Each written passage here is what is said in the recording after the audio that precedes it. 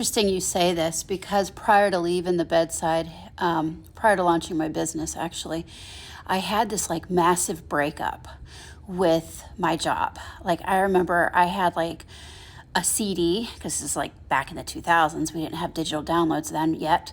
But I had a CD of like songs that I had burned onto a CD because it was kind of like my breakup CD with my job. Like, I had to go through this whole grieving process.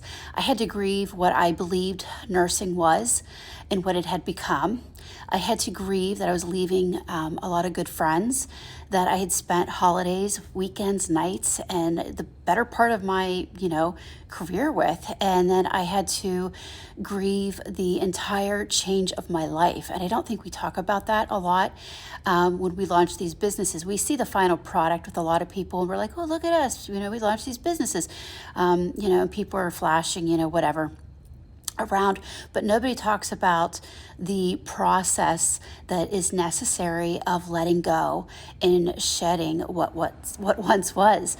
And it's fascinating. And I think that one of the wildest things about building a business is that you get to decide what that looks like for you and what type of business you build. And you also get to decide how fast you build it, things like how much you're going to charge, what days you're going to work. And I think you also get to decide that you are going to start a new relationship with yourself as your own boss and what that looks like. And for some people, that can be really scary and daunting. But it's such a journey, and it's honoring yourself, and it's honoring your worth, and you're able to pay yourself what you know you're worth, because they're not paying you what you're worth out there. I don't care what type of world you're living in nursing land, you're not getting paid enough to do what you're doing.